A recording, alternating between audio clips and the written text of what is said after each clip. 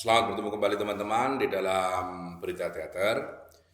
Ini bukan segmen baru, tapi ini menjadi semacam mungkin nanti akan menjadi selingan baru ya. Ketika kami dari tim kreatif Berita Teater belum menemukan narasumber untuk diwawancarai, maka akan ada segmen semacam ini di mana segmen ini khusus menjawab pertanyaan teman-teman. Jadi nanti teman-teman boleh menuliskan pertanyaan di kolom komentar tentang teater dan seni yang lain, dan nanti kami akan mencarikan sumber yang tepat untuk menjawab pertanyaan teman-teman. Nah, ini semacam uji coba. Jadi karena kami belum menemukan narasumber, maka akan ada pertanyaan, lalu kemudian pura-puranya saya menjawab pertanyaan. Nah, nanti jika ini berjalan ke depan, ini nanti akan menjadi selingan yang akan kita tampilkan jika kita belum memiliki narasumber. Jadi sekali lagi mohon teman-teman boleh bertanya di kolom komentar tentang teater dan tentang seni pertunjukan atau seni yang lain. Nanti kalau tim kami siap akan mencarikan narasumber yang tepat untuk menjawab pertanyaan teman-teman.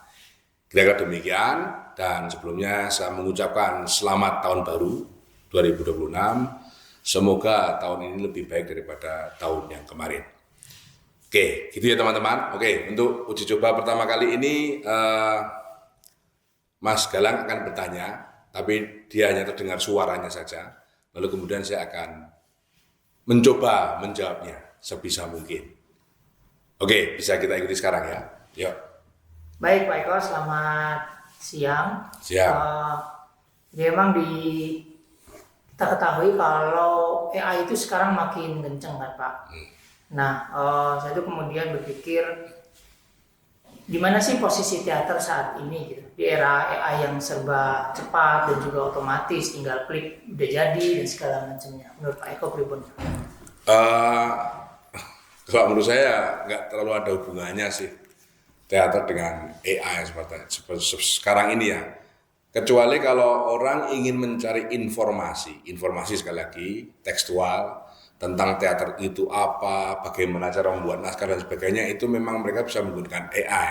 Tapi teater itu kan ditonton langsung, tidak mungkin dengan menggunakan AI. Bahkan ketika Anda melihat teater di YouTube itu yang Anda lihat bukan teater, tapi rekaman teater, kan begitu logikanya. Sehingga kehadiran AI ya juga tidak terlalu mengancam teater sih, karena ya nggak ada hubungannya apa. Paling Anda pengen tanya teater zaman Majapahit seperti apa, buka AI, klik tanya, dia menjelaskan, kan gitu. Hal-hal seperti itu bisa Anda dapatkan, tetapi juga perlu dipahami bahwa artificial intelligence yang ada sekarang ini, AI sekarang ini kan tergantung sumber informasi masukannya seperti apa, lalu kemudian dia menggunakan algoritma, akan menggolong-golongkan sejarah dengan sejarah dan sebagainya, kira-kira demikian. Itu yang digunakan untuk menjawab. Dan AI sendiri juga terbatas masukannya otomatis dengan demikian. Jika tidak ada seorang pun yang menulis tentang teater di website atau di hal-hal yang terkait dengan internet, ya tentu dia nggak bisa jawab. Misalnya ditanyain apakah Gatot Kaca itu sunat atau tidak, dia pasti nggak bisa jawab karena nggak ada informasi untuk itu.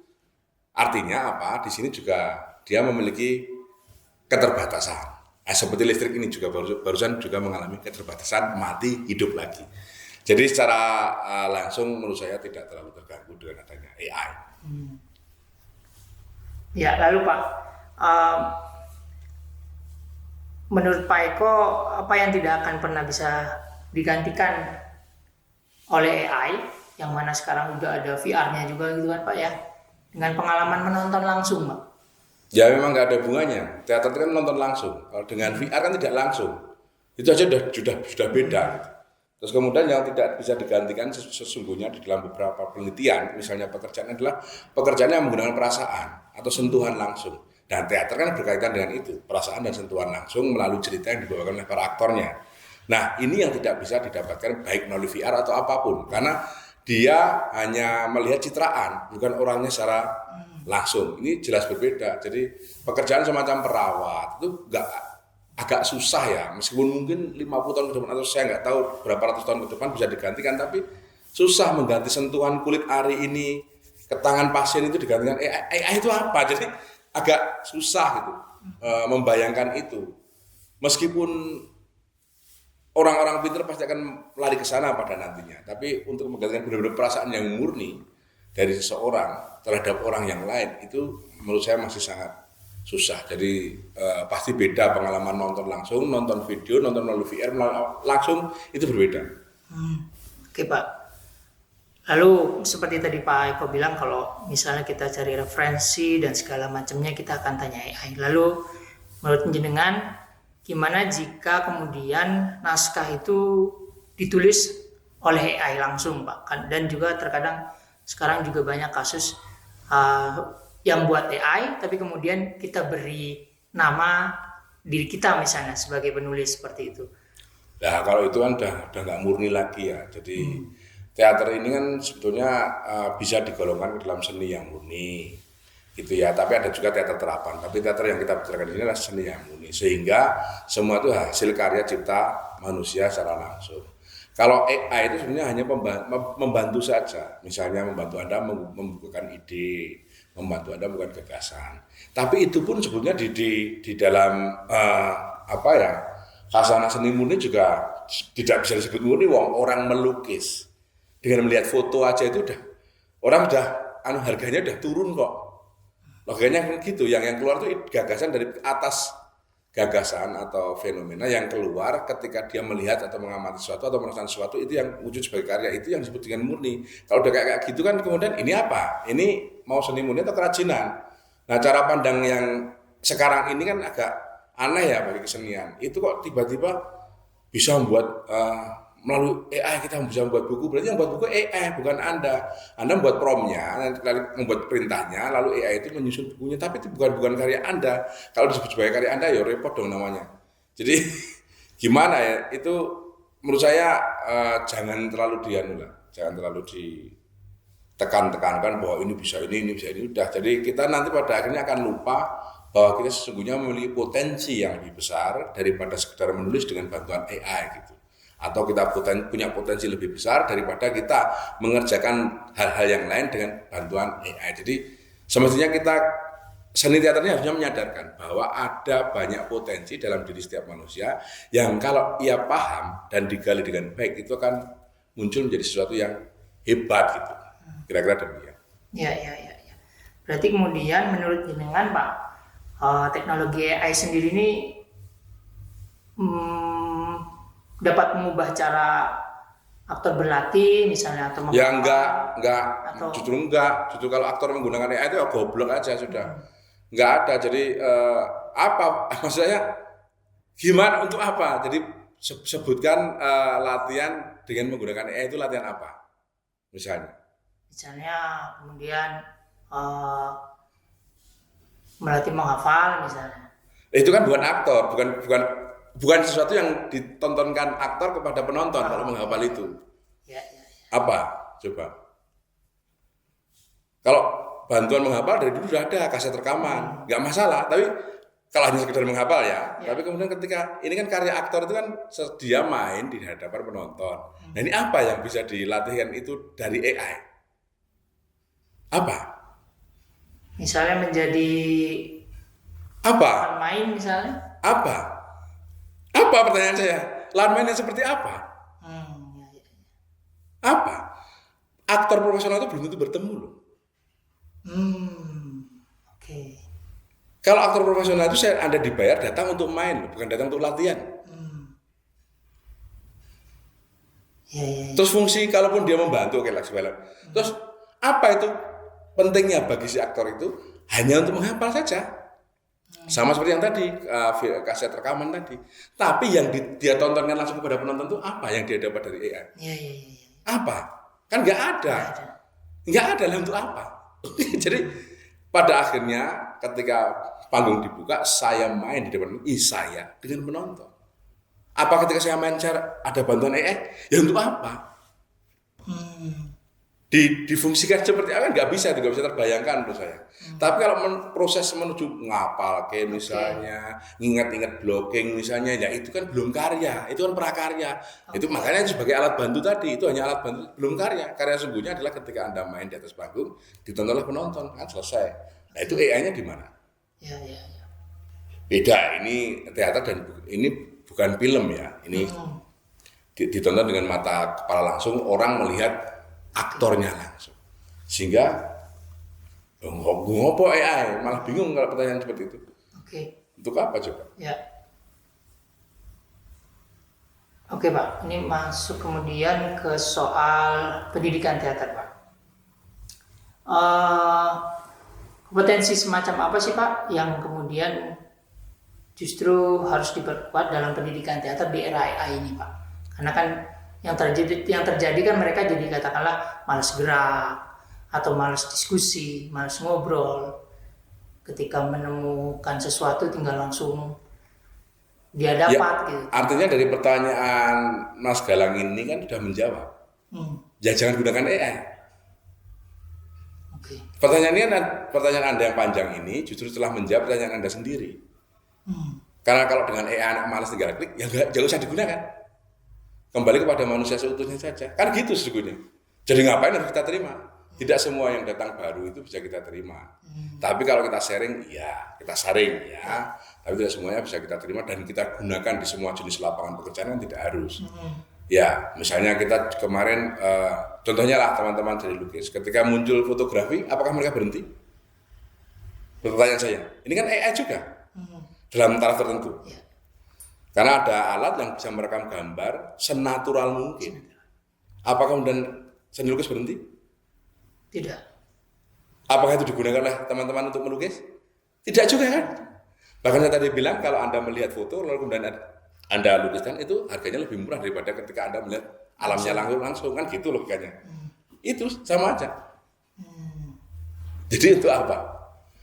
Jadi jangan digunakan hal yang sesungguhnya tidak berguna. Dan pendidikan itu bukan sekedar saya tahu teater adalah dari kata teatron, itu bukan pendidikan, itu baru pengetahuan.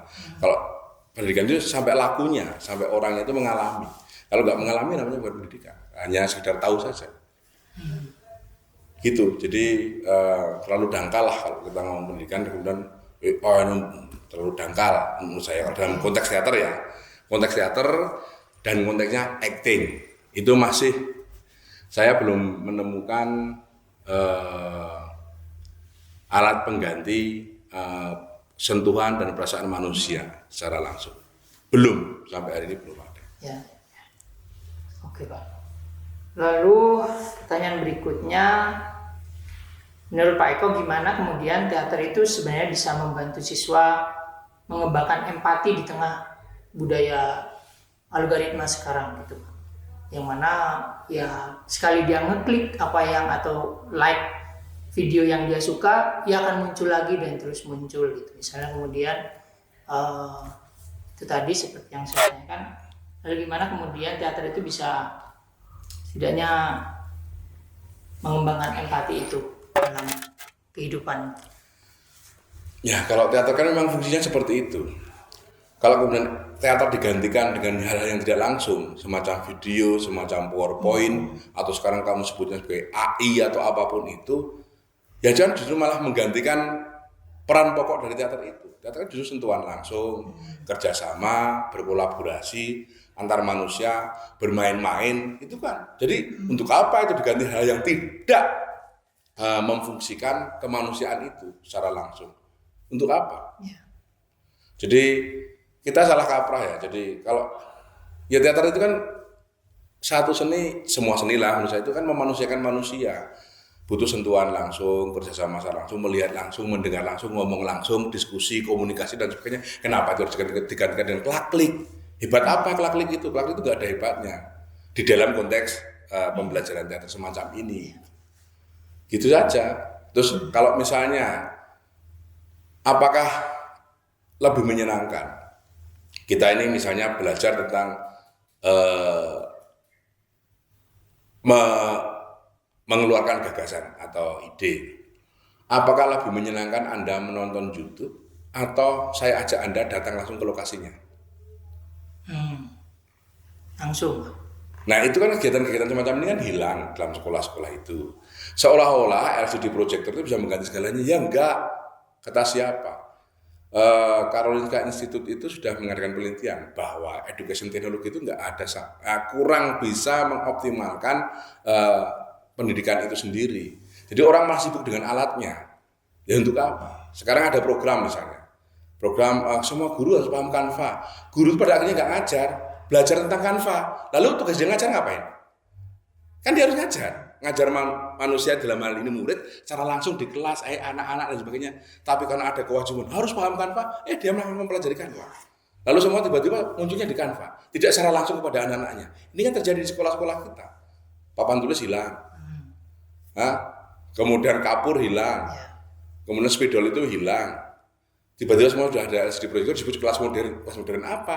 Di Karolinska Institute membuktikan bahwa itu sama sekali tidak hanya berapa persen saja membantu pendidikan sesungguhnya, tidak ada. Maka kemudian mereka itu menyarankan untuk mengurangi screen time. Dan sekarang sudah mulai, bahkan di Australia dan kemungkinan di negara kita juga akan anak di bawah 16 tahun nggak boleh bersosmed. Karena memang screen time harus dikurangi, tapi kenapa di sekolah malah banyak screen time? Ya. Ini kan aneh. Jadi sehingga saling sentuhan antara manusia yang semestinya ada di dalam pembelajaran teater itu kenapa harus dikurangi?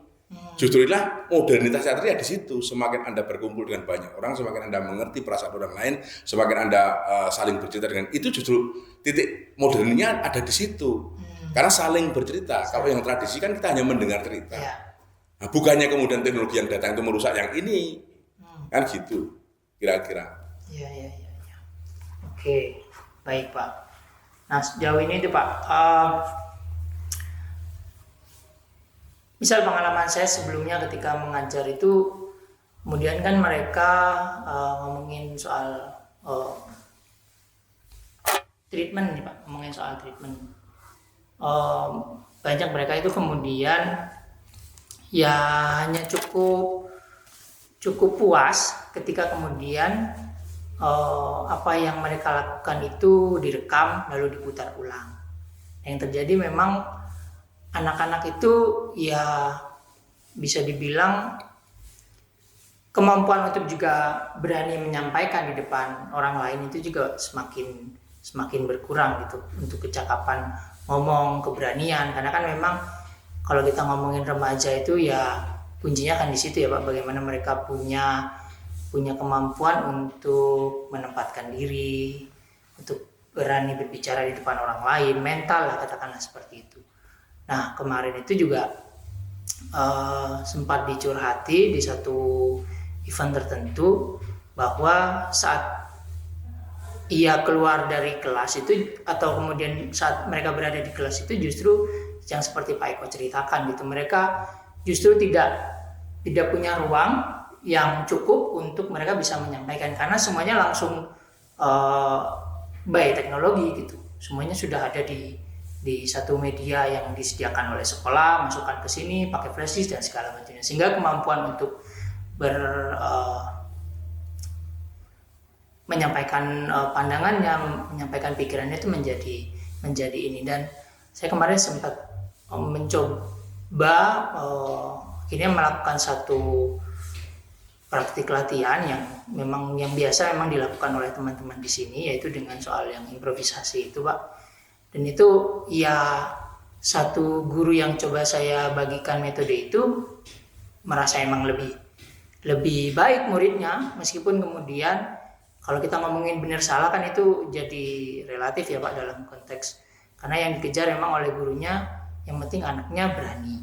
Nah menurut Pak Eko sendiri sebenarnya mental seperti apa yang mesti dimiliki gitu Pak di dalam konteks pendidikan kita, atau khususnya misal teater boleh di dalam konteks sekolah menengah atau misalnya kampus seperti itu.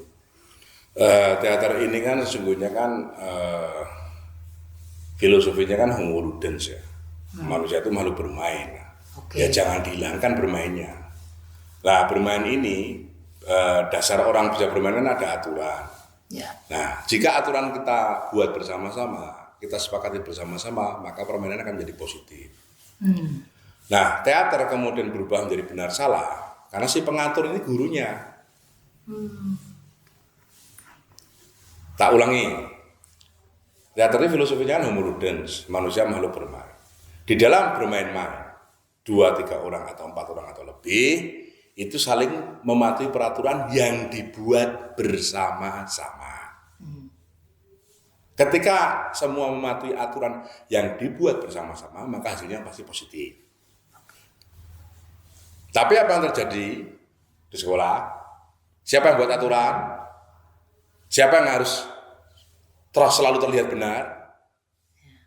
Kan satu orang saja. Apakah itu dosennya, apakah gurunya? Dia seolah-olah pemegang aturan, dia yang paling benar, yang paling tahu, yang repot. Berarti ini tidak sedang belajar teater, kan begitu, itu saja. Sesederhana itu sesungguhnya. Kalau kita sepakati bersama-sama, begini dan sebagainya, misalnya ya di dalam latihan zaman dulu 80-90 itu, kalau datang terlambat, nyapu, membersihkan ruang, siapapun termasuk pelatihnya, karena dibuat bersama-sama, sehingga pasti auranya positif. Bayangkan jika pelatih datang terlambat dan dia malah marah, nggak mau kemudian mengikuti aturan yang dia buat sendiri, lalu anaknya mau seperti apa coba? Ini kan bukan pendidikan. Gitu, jadi semudah itu sesungguhnya, tidak terlalu repot. Lalu kalau kemudian sudah muncul konsep dan sebagainya, itu nanti perkembangan. Setelah hal semacam ini dipahami bersama-sama, dilakoni bareng-bareng, semua saling paham lah, barulah kita ngomong ke hal yang lain yang lebih kompleks. Gitu kira-kira. Ya. Disepakati bersama, dibuat bersama, disepakati bersama. Ya, pokoknya homo ludens, manusia makhluk bermain. Kayak anak kecil, kamu jadi polisi, saya jadi penjahat. Ya sudah, ikhlas saja. Kamu polisi, saya penjahat. Nanti di menit keberapa gantian, saya polisi, kamu penjahat. Disepakati saja. Gitu kan, itu menjadi rusak ketika harus ada satu orang yang paling benar. Ayo, ya kan? Ya. Nah, kalau dalam teater profesional, satu orang yang paling benar ini akan diamini karena dia yang bayar. Selesai toh?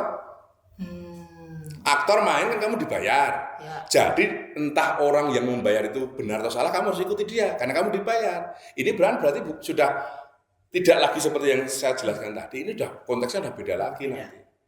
Sehingga ini konteksnya nanti dengan organisasi teater yang seperti itu, ada produser, ada saudara dan sebagainya. Tapi dalam proses pembelajaran, ya ini dulu kita sepakati dulu dong.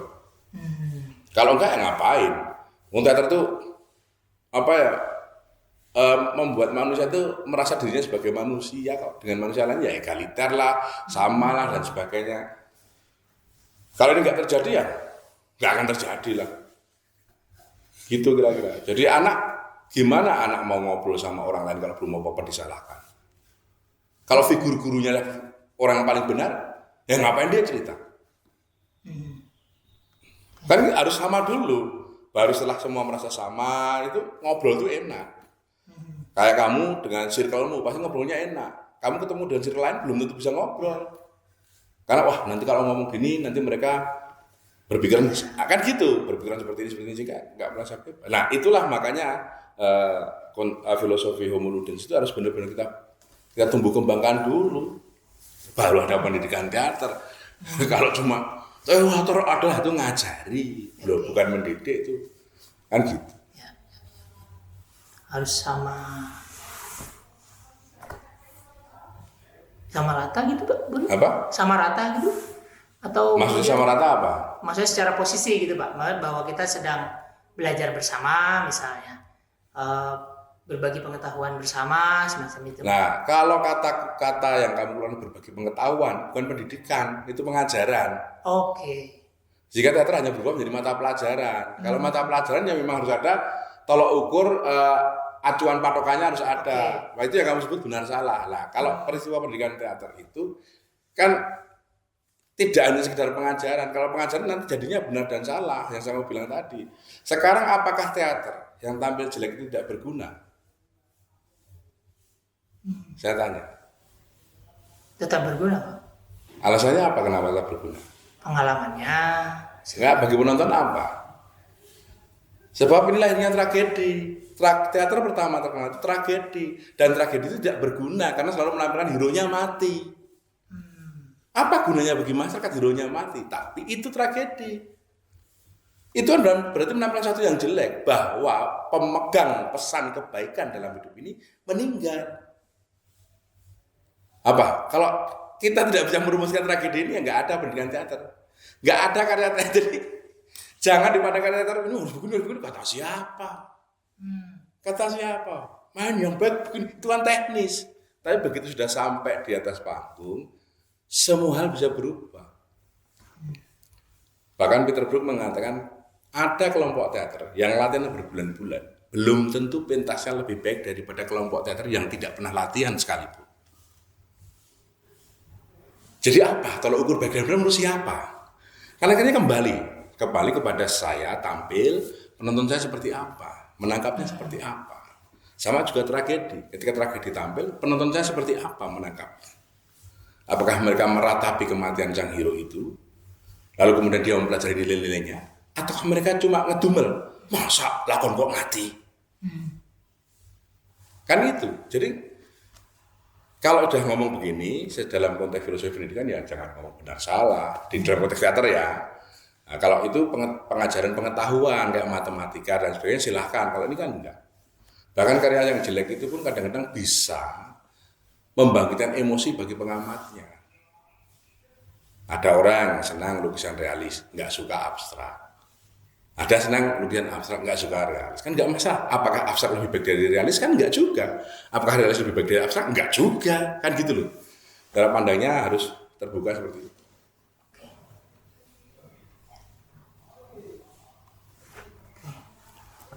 Masih ada lagi? Sudah, Pak. Oke. Terima kasih teman-teman semua. Ini segmen uji coba. Nanti akan semacam ini. Kalau seandainya kami dari tim kreatif Berita Teater belum menemukan narasumber, nanti segmen-segmen selingan semacam ini akan kami tampilkan. Nah, ini uji coba saja.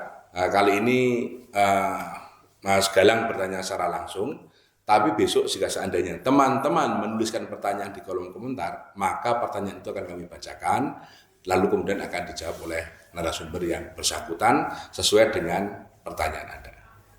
Itu kira-kira teman-teman, semoga semuanya sehat dan bahagia. Sampai ketemu lagi di Berita Teater episode berikutnya. Terima kasih.